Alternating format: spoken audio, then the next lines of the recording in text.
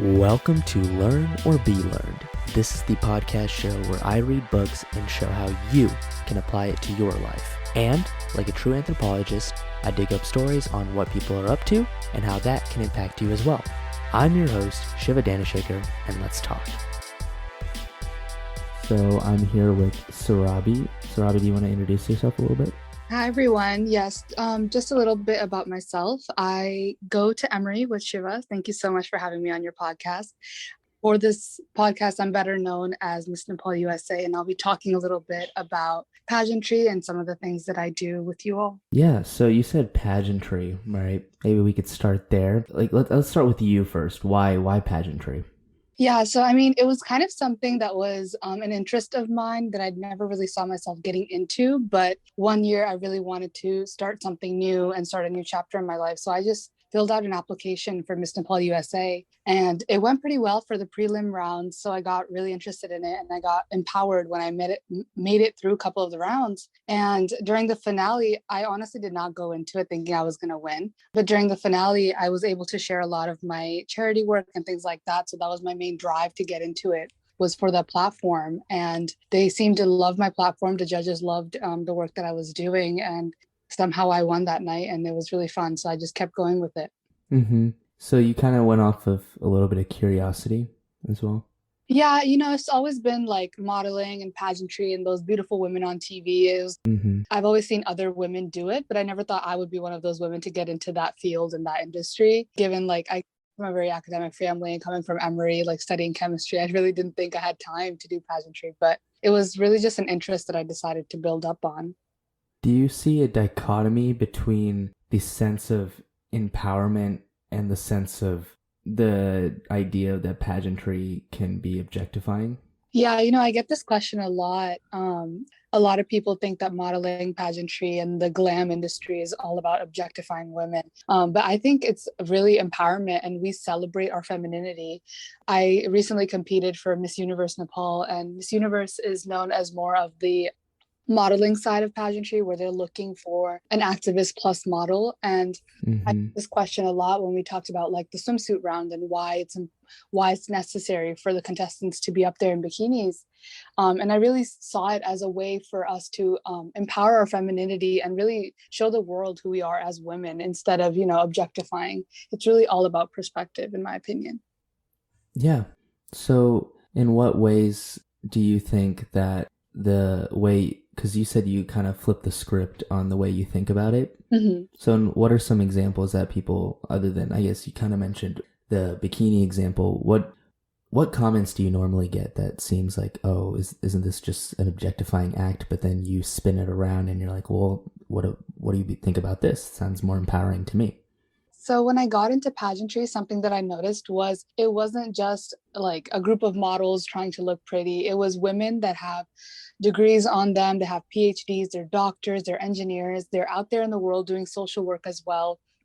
And on top of everything else, they're like 10 on 10 beautiful. And it was women that really have it all. And it was us competing to be the best version of ourselves. And that journey in itself is women empowering women. And just meeting those women and seeing how they do what they do is just, whether you win or not, it's already an experience of a lifetime. And I found that to be really empowering because I was inspired by a lot of the fellow contestants that I competed with. And then seeing like that one woman get the crown, or that night when I won the crown, it was just instant platform, instant attention and instant respect so my finale was held in Nebraska, which is a state that I've never gone to.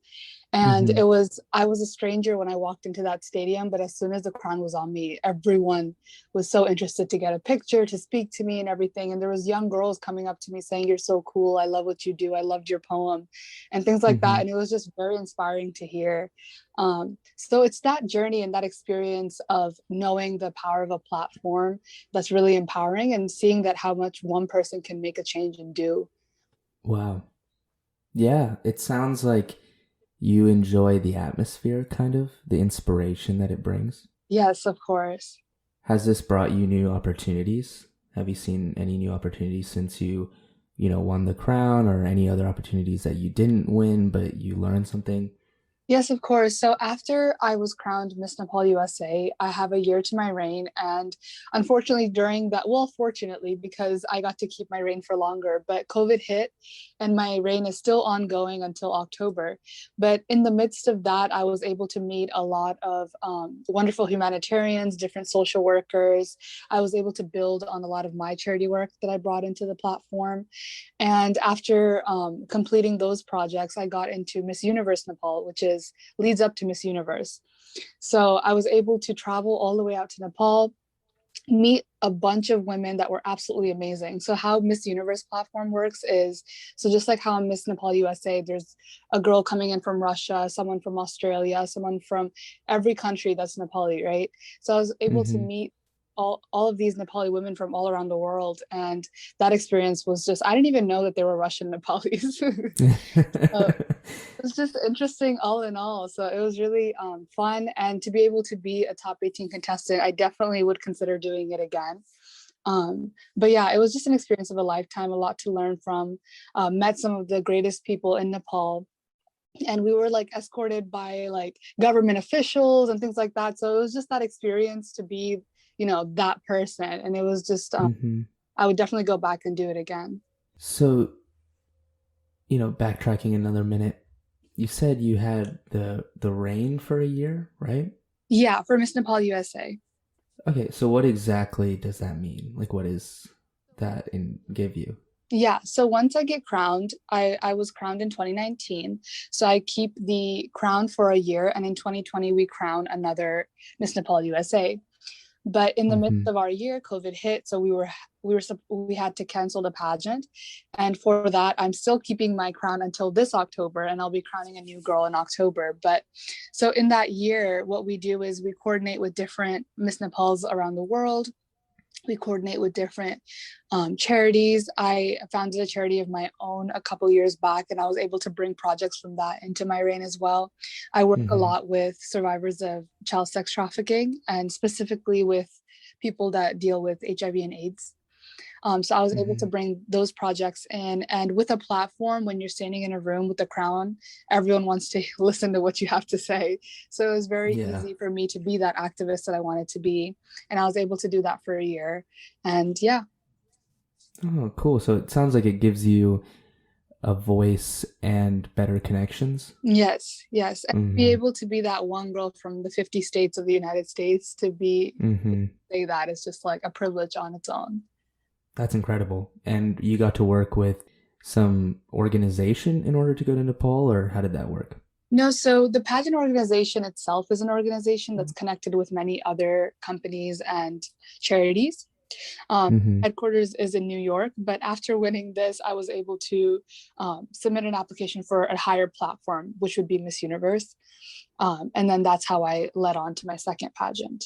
I didn't know, and that's why I was excited about this talk, is because I don't really know much, and I honestly don't know if a lot of people know much unless you're involved in it. Right. Yeah. I'm sure you probably saw the same thing when you started out. What advice would you give for someone that's interested or curious like you were and wants to start?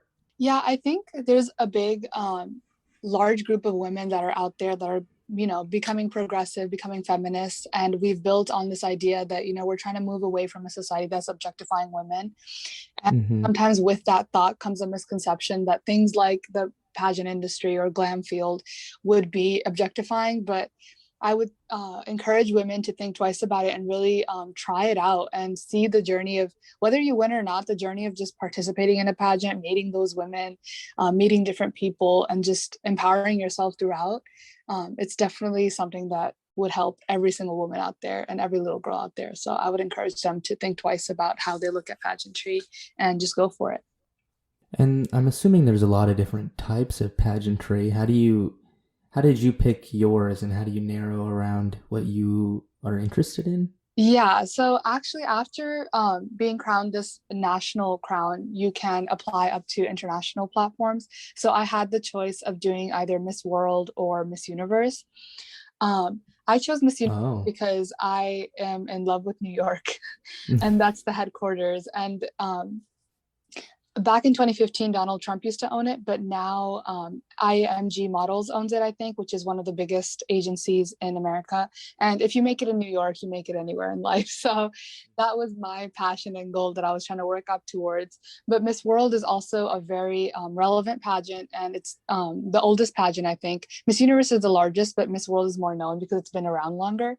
And Miss World is more of they have like debate rounds, and there's no swimsuit round, so it has a different type of platform where it's more focused on activism and the work that you do.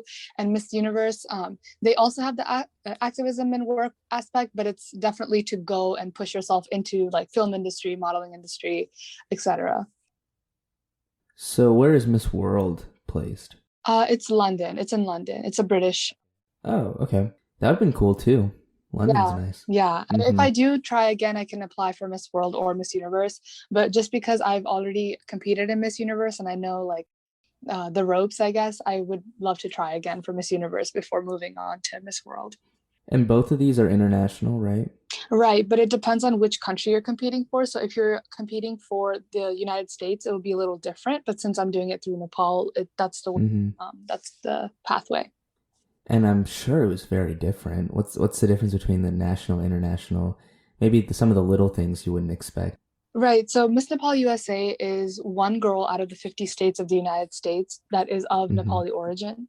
But Miss Universe would be each contestant from the different countries, right? So, like I mentioned, from Russia, from Australia, from England, from Belgium, we had so many girls from all around the world of Nepali origin. And then out of that group of girls, they pick one girl to represent Nepal at the Miss Universe stage. So, Miss Universe is happening in Florida, actually, Hollywood, Florida, May 16th. And so, the contestant that won when I competed, her name's Anshika, she's going to be representing Nepal, and she was Australian, so she's Australian Nepali that won the recent one that I competed in, and so she'll be representing Nepal at Miss Universe. So it's just like every country. How many? So how many people did you compete against? So starting off, they had a digital side of the pageant because of COVID. So because we couldn't meet all in one place and gather, it was a virtual pageant for the first part of it. Um, so we had around 100 or 120 people, and even making top 50 at that point was like, oh my god, I made top 50. But I was able to get all the way up to top 18. And so only 18 contestants traveled to Nepal and Kathmandu, which is the capital, to compete on stage. And so on stage, there were 18 contestants. It sounds really stressful. Yes, it definitely was. The diets, the schedules, the catwalk trainings. Oh my goodness. Yeah, I was gonna say, whenever I get stressed out, I don't like to eat. I know that some people stress eat, but I'm like the opposite. I don't want to eat anything, Yeah. and I feel like that's just so stressful. I don't know, like how was the night before the pageantry? Every time you are about to do the pageantry the next day, how does that night prior feel? You know, something that I've learned with pageantry, which I think is not only for pageantry, but a lesson in life, is like you just have to be your authentic self. Because if you try to look at another girl and say, oh, she might do this, oh, she might do this better than me, oh, I don't Mm-hmm. do this compared to her, it is going to be like a mental health illness, and you will not win and you will not be confident on stage. You just have to go out there and be like, there's only one Surabhi on the stage and I'm going to be the best Surabhi. Like that's the only mindset that will ever like put you through a successful pageant. Because the night before, I mean, there's like 1,000 thoughts like in your head, am I going to win? Oh yeah. Am I going to slip and fall? Because you realize our heels are 5 inches. Mm-hmm. Like, yeah, so it's very, very scary. And then it's also like our walk, our talk, our smile. You just have to be put together and be that woman. It's one woman, Mm-hmm. the entire universe or the world, I guess. But yeah, so there's a lot of thoughts in your head before. So I would just say, like, just trust yourself, say a prayer, and then go out there and kill it. Because if you try to be anything that you're not going to make it. Mm-hmm. Did you ever have any thoughts while doing all this prep work for pageantry or modeling that gave you second doubts, but then you reaffirmed yourself somehow? Like about myself. Yeah, either about yourself, about what you're doing, about, the industry or the people or something, misconception you didn't really know. Yeah, I mean, my personality, I think I had second thoughts about myself before I joined pageantry, because I Mm-hmm. was never that girl in class where I thought I was the prettiest girl or I was like the most popular. I mean, I was just, doing my thing and getting what I need to get done. And just, I'm not like sitting there trying to get that spotlight.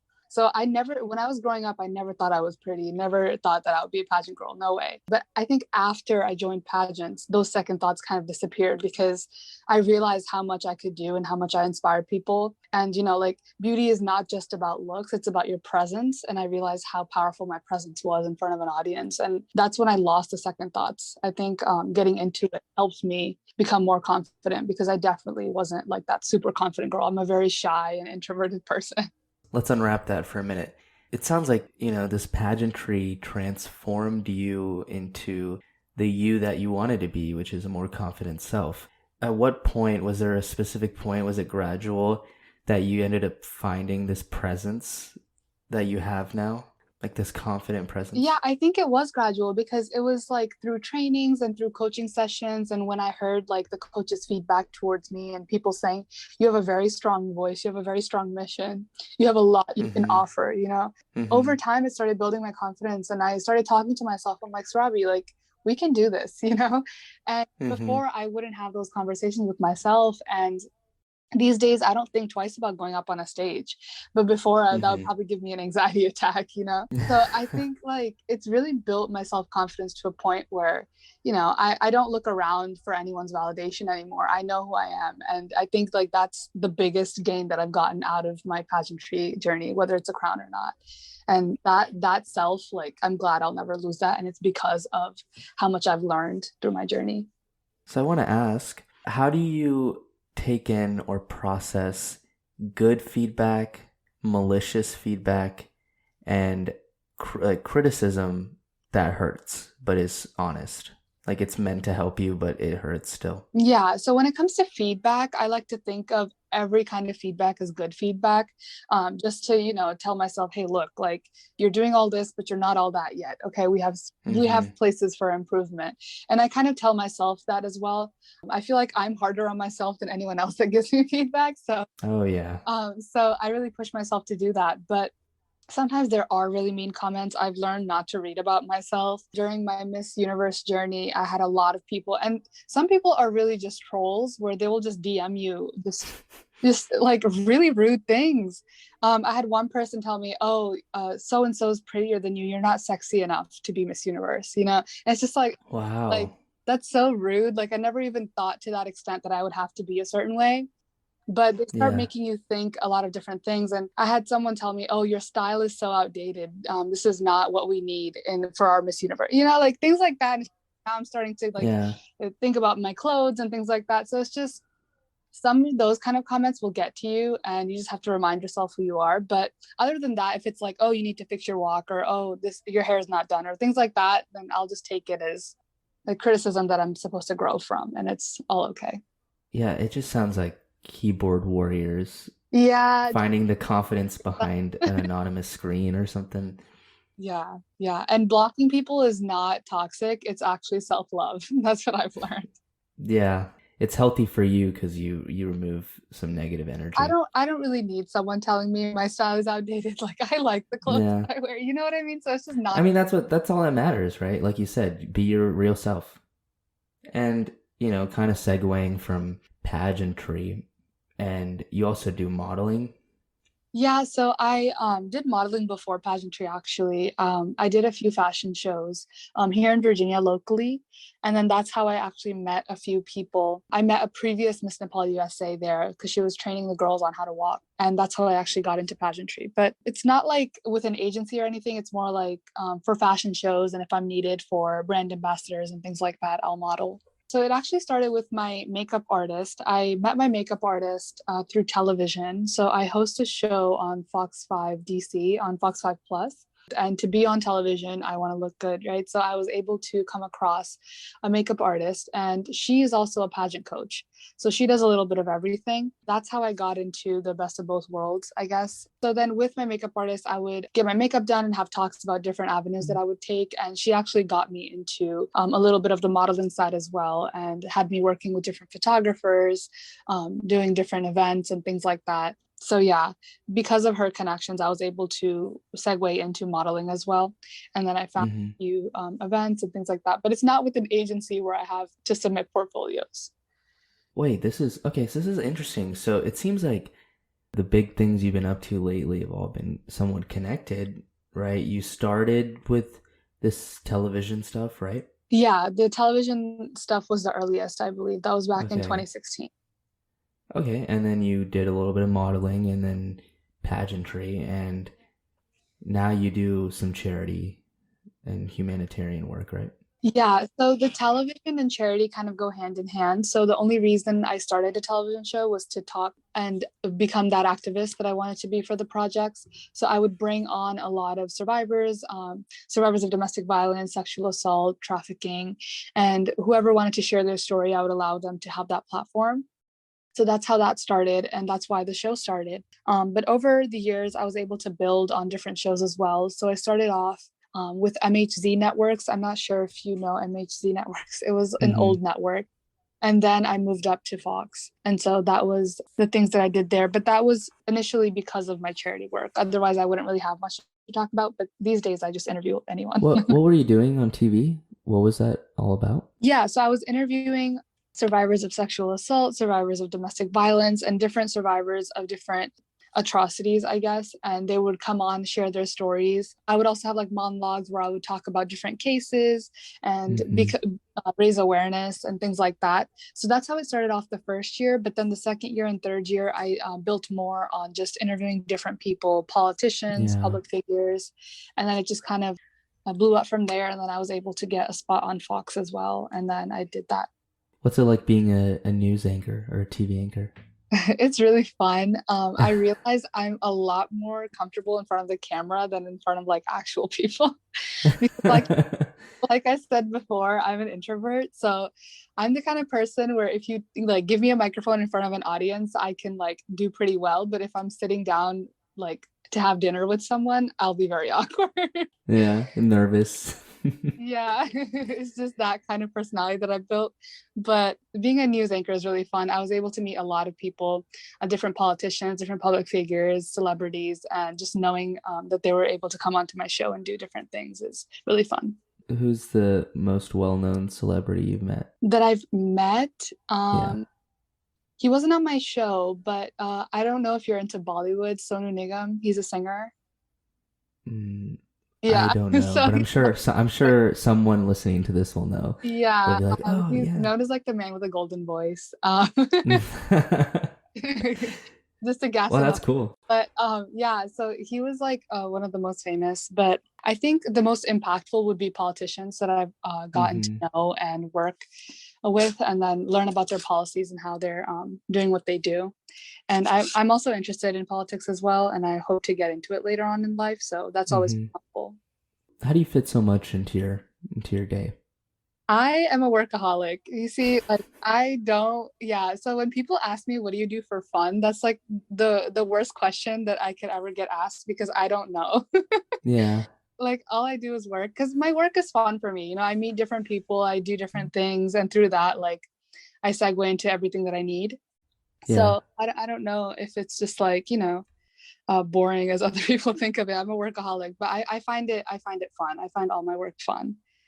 I was asked this question the other day, and I'm the same way, right? I like to be busy, I like to work, I like to get things done. Yeah. And I was asked this question, God forbid this happened, but if you have to, be in a situation where you can no longer be a workaholic, right? Maybe you're really old, maybe you're like 90 years old in Yeah. a wheelchair or something, right? And let's say there comes a point when you can no longer be a workaholic. What Yeah. do you do? Oh, wow. Okay. Right? And I never thought about stopping for a second, right? Just like sitting there bored like if you just sit there for an hour in a chair and then you're like, I don't know what I would do. I would just be so bored. Yeah, I don't know. Like I think my like me time would be just writing because I journal a lot Hmm. and I do a lot of poetry, but that's the only time that I would actually feel laid back. Like I can't just not working. Yeah. I think I find that a struggle, and it's probably, young 20s ambition too as well. But I think the thing I struggle with most is, living in the moment, the present. Yeah. I'm always trying to accomplish projects and thinking in future tense oftentimes. Yeah, and I think it's also like this generation, we don't really tend to think about other things than work. I Yeah. don't know. It's just everyone has that millennial mindset, you know? No, I agree. I think it's I think it's hard to stop. Yeah. I think the pandemic helped me a little bit. It helped me realize things. It allowed me to explore curiosity, and probably most importantly, I mean, there was a lot of bad things. A lot of people struggled with COVID and whatnot, and Yeah. a lot of people lost opportunities. And I think, but one good thing that came out of it, at least for me, was I got to stop. I think life stopped going at 100 miles an hour, at least for a while. Yeah. And I was like, oh, wow, like, what do I really want to do? And, I think it's always great to ask yourself that question periodically and think about it and see, like, oh, like, do I want to expand my charity this way, right? Or my humanitarian work? And Yeah. I think it's a good idea. Yeah, definitely. I think for me, it was spending more time with family because I'm in Mm, Virginia, so Emory is out of state. So I've been out of state for so long, and I hadn't like seen my family and spent quality time with them. So COVID helped me do that, and I realized like, wow, like family is so important, and this kind of time is so important to like value. hmm What does an average day look like for you? So right now with the weekdays and all, it's still classes and everything, but usually I'll have like if I am on a busy day, I'll have like different events or I'll have like seminars where I go talk to young girls. I had one last week where I was talking to them about the red flags of like a trafficker and things like that in different malls because we have local malls here that have had trafficking rings and going to different malls, and there'll be scenarios where parents will leave their kids at malls and they'll be like, oh, I'll be back in 5 hours, you know?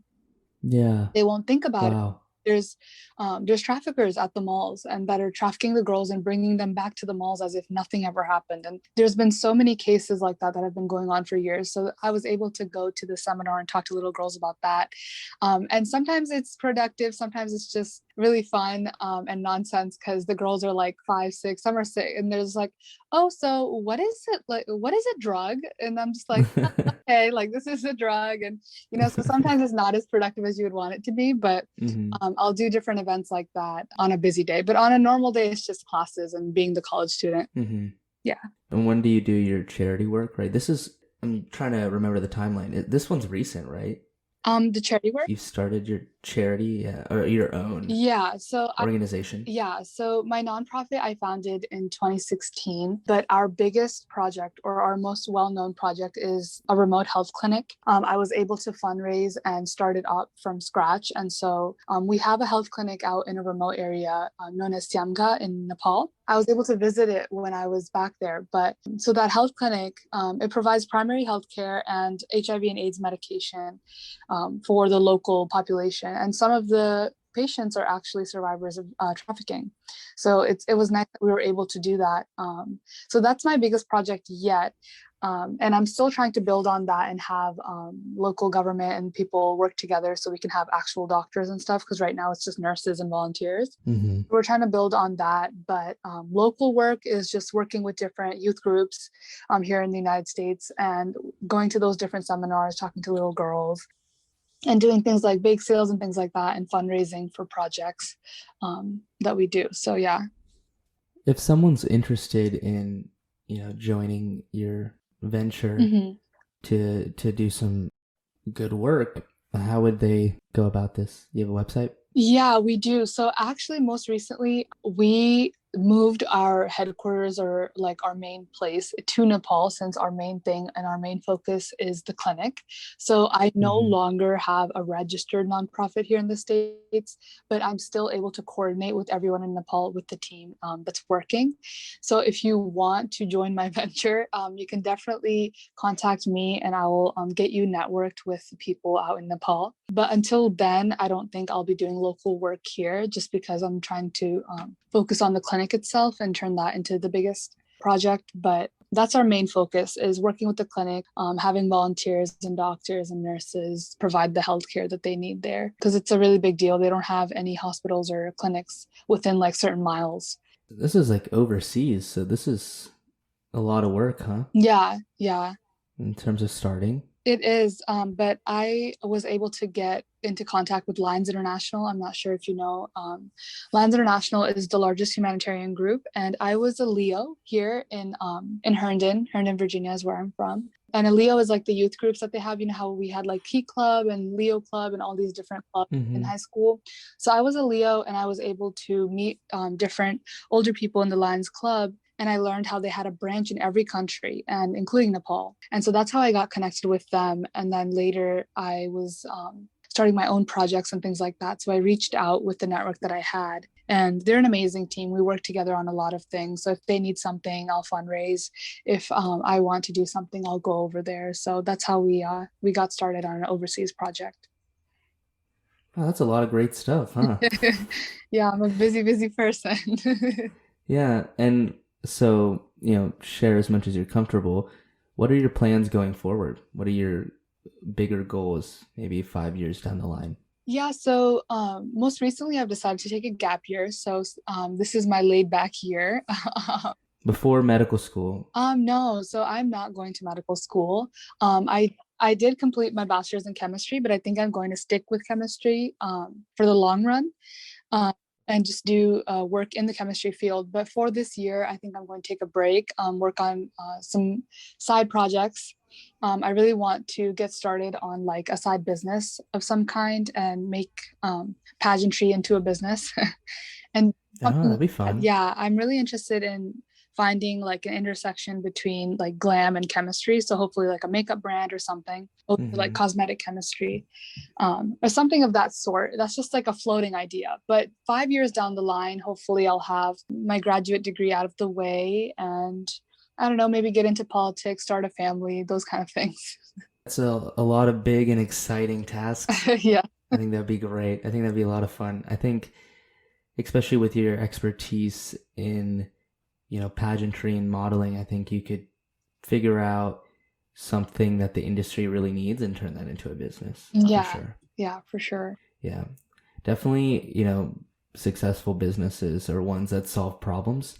So with your experience, you could totally figure out something that could be more efficient in the system, For and sure. that'd be really Yeah, fun. I'm still Yeah. looking for that untapped market, but once it hits me, I'll Yeah. get going.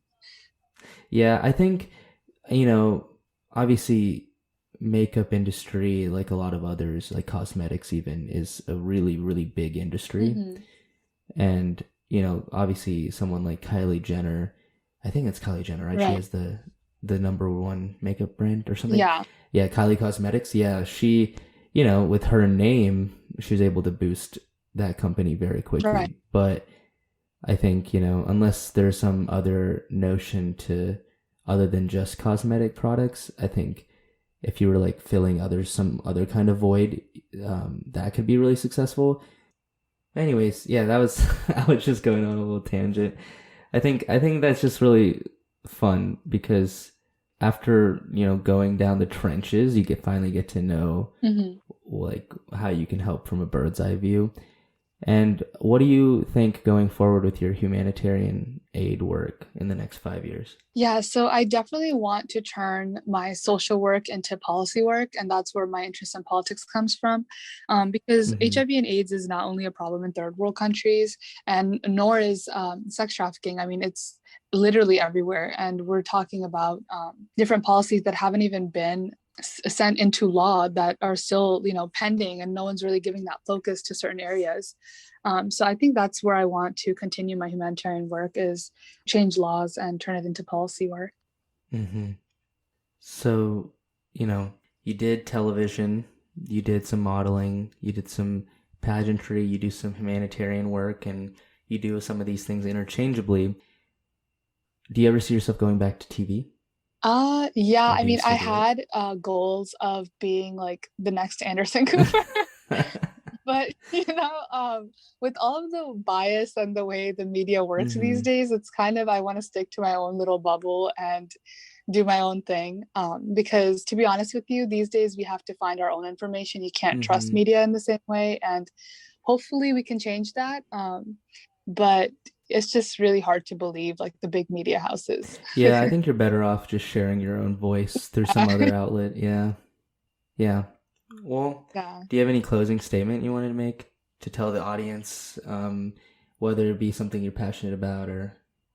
Yeah, no, I was really happy with this podcast. I'm so glad to be here. And if anyone wants to reach out and work together on any of the things that I've talked about, you can definitely reach out. I think my most active way to reach me is my Instagram or my email, which can be found on my Instagram. And yeah, that's it. And for anyone who wants to work with me, I'm happy and I'm welcoming you with open arms. And I'll also put all your information on the podcast description so they can just click. All right, well, thanks for being on this show. I appreciate it.